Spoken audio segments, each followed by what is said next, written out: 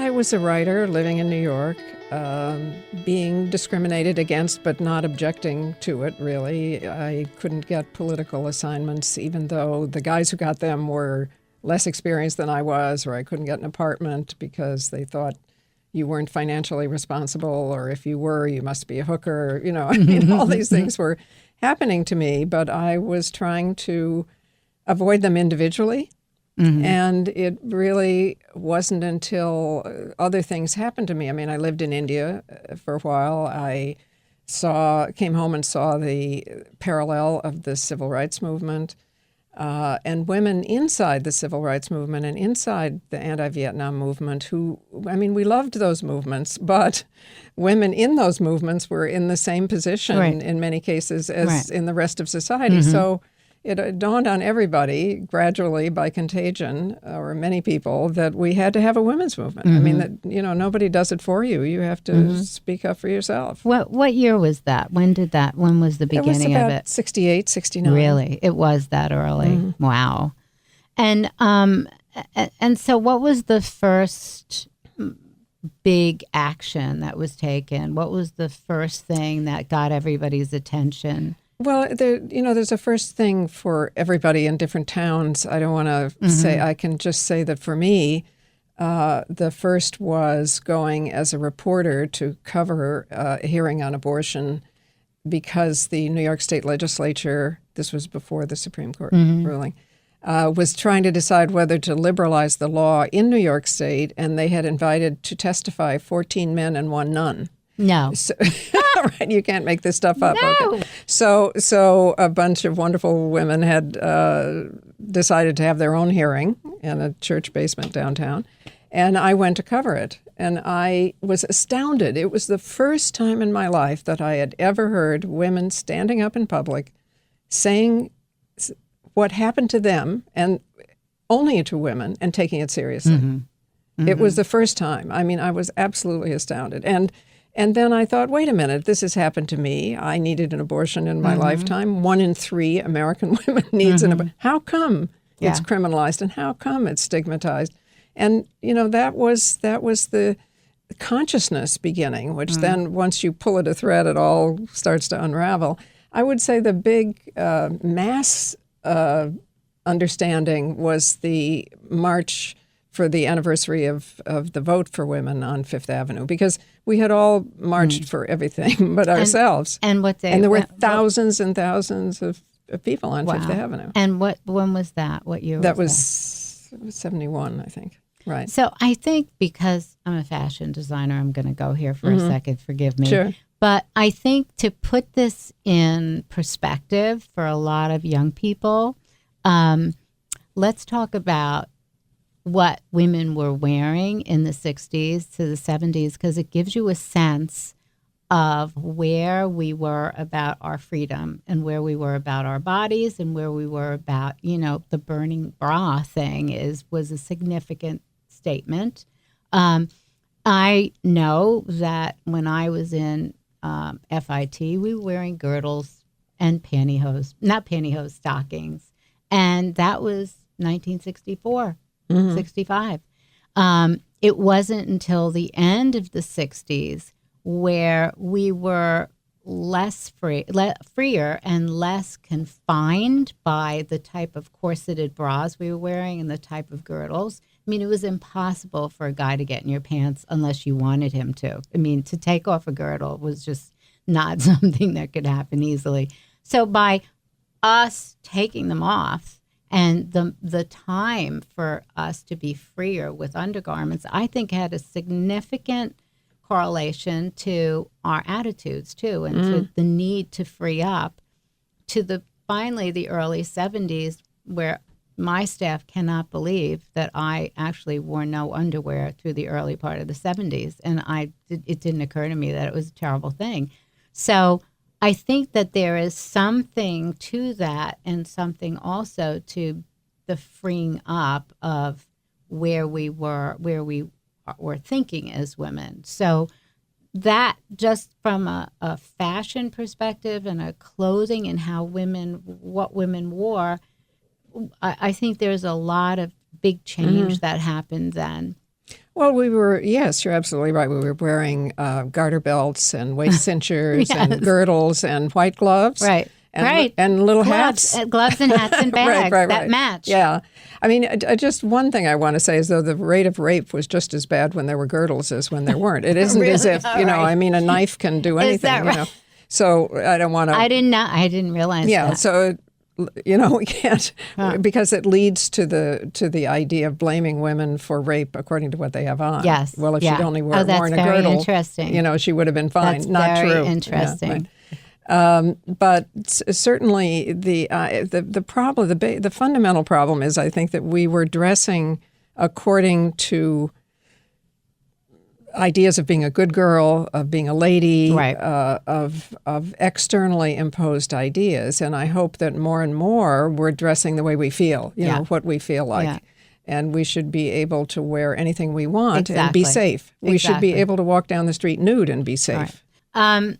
So you're in this world now. I mean, you're part of this world. You witnessed. You've been writing about it. And so I know that for me in 1974, I separated from my husband, and I was building a reputation, and I changed my label from Norma from Kamali, which was his name actually, to OMO on my own. Norma Kamali, my lawyer said, you can use the name, but you have to put this new on my own label on it. I was flooded with mail from women across the country who were saying, you're such an inspiration. I'm going to go on my own. I need to do this too. I can't do this anymore. And my mantra was, I always thought men knew more about business and could handle all of these things, and that was the role. And I couldn't do it on my own, but I was going to try it on my own. And I was shocked at the response because it was so radical. I look at it now and it doesn't seem radical at all. But there were radical things happening. It was radical for a group of women to get together and have a conversation about abortion. I think the understanding of that right now would be so hard to believe. But what else was? It's not so hard to believe when we have one of our two major parties utterly devoted to a human life amendment, which declares the fertilized egg to be a person and would nationalize women's bodies through. I mean, what's different now is we have huge majority support for reproductive freedom. So the old hierarchical thinkers are in full backlash, but it's in the papers absolutely every day. And, no more could the first Bush or Rockefeller or even Reagan or any of those guys get nominated, because this party has been taken over by ultra-right-wing folks, many of whom used to be Democrats, were upset that the Democratic Party became too inclusive for them. So, it's not as if this is old stuff. It's in the papers absolutely every day. The difference is now we have majority support, so now the opposition is even madder than before. Well, I think that there were other things that were totally radical. I mean, like leaving a man, getting a divorce was still a big deal. Yes, no, it's great. I mean, you put out the magic signal there by saying "on my own." And no wonder you got all this response, because it was the idea that we were nothing unless we had a man standing next to us was certainly the going idea of the day. And there were other examples of that. I think the idea of a woman having a career and deciding to have a career, that also started then. By the 80s, that concept of, the power woman, you can even tell by the way, again, clothes defining how she was, power suit, shoulder pads, here we are. We're going to compete in that world. And we were supposed to dress like them in order to do that, which is one of the most popular covers that Ms. Magazine ever did was one of those little suits with a blouse and a tie, that held over a garbage can. and the line was, good news, you don't have to dress like a man for success. Yeah, it's ridiculous. And the interesting thing was that the idea of a woman in the workplace and what her role would be. Is she still going to be the secretary? Does that mean what her role is, the secretary? And now it's like, wait a minute, we can do other things. We can run companies. We can make this happen. And again, here we are today, and equal pay is still not. No, actually, it's still an issue. And I think we have to phrase it in a more realistic way, because actually equal pay for women would put $200 billion more into the economy every year. It would be the best kind of economic stimulus, because these are exactly the people who are going to spend it and create jobs. Yeah. It would be something like, for the average white woman, $150 more a week. For the average woman of color, it's more like $300 or more than $300 a week. I mean, it's huge. And equal pay alone would be the single greatest boost to this economy that you could possibly have. Now, we've got other problems, which is, one is that the work in the home, which is still mostly done by women, though more men are doing it too. But whether done by men or women, it should have an attributed economic value, because or even pay someone to do it. If you have a job, but you may not be able to. Yeah. But the people who are doing it, it's a third of the productive work in the country. If you could attribute an economic value to it at replacement level and make that tax deductible. You would have given. Right now, the environment has no economic value. The work in the home has no. It makes no sense. Yeah, right. And I'm actually stunned that I'm going to be just open here and not have a party and speak as if I don't have a party. But I think if I were running for president, I would want that female vote, and I wouldn't just have abortion because to me, enough already. Abortion, this is not the government's right, but the government. I know, but it is one party is taking it as their right. But the government, someone in the government should say this now, women must be paid the same amount. Well, Obama has said that, and but it's not being the Lilly Ledbetter Act and so on. It's not. No. Yeah, no, it's not because people are making a lot of money off our cheap labor. So we have to. It's only going to happen if we do it. And one of the things we need to do, incidentally, is demand equal pay. Yes. Because in a lot of cases, women are overly grateful to get the job and don't demand it, or don't research and find out how much the guy next to them is getting. When people say, to me, what can they do? I say, tell each other how much you make in your office, because a lot of the time that's supposed to be secret. And if we actually tell it, we can see what the injustices are. But I do think that there should be,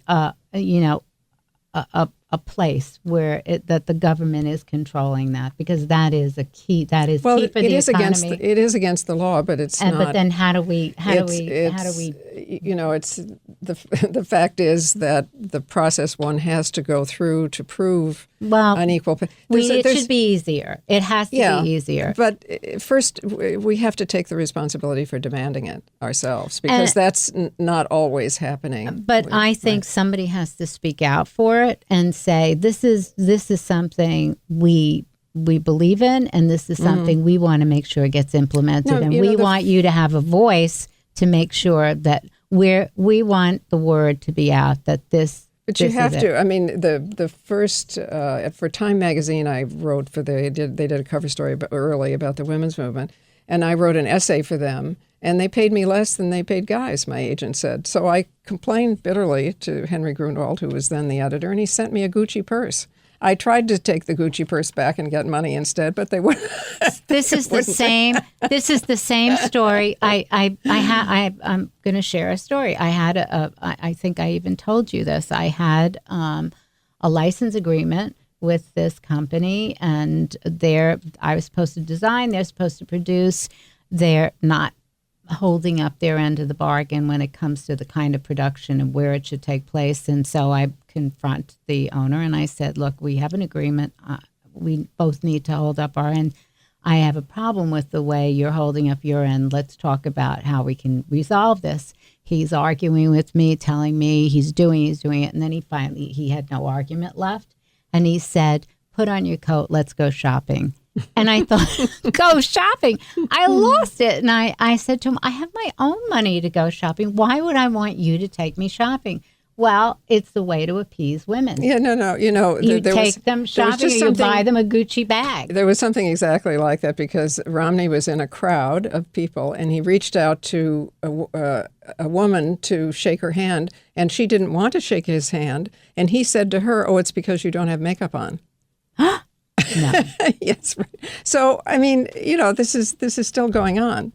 And it's it's a cultural attitude that says that women are only good for reproduction. And I just want to say a word about aging because that's where it comes from. That women are only valuable when we're young and lose value as we age, which incidentally is why women get more radical with age. And men tend to get more conservative with age. That's very interesting. Because they gain power with age, we lose power with age. They replace their fathers, we replace our mothers, and so on and so on. But I want to say a word about aging because it is great. And what's so interesting about it is watching your body do something you don't know how to do. First of all, you lose what is necessary to create another person, which you have chosen to use or not use, up to you. But you retain everything that's necessary to support you, which is great. And it is. And you get smarter. And you get smarter with experience. Yeah. And I think that watching your body age is a bit like being pregnant because you really are watching your body do something that you yourself don't know how to do. And it is great. And the idea that the plastic surgery industry, I'm sure surgery is a blessing in many cases. I'm not saying it's not. And the problem is the societal standard that makes people feel like they have to go through an extremely dangerous surgical process and put foreign substances into their body in order to sustain. Yeah. I mean, let's change the shoe, not the foot. Yeah.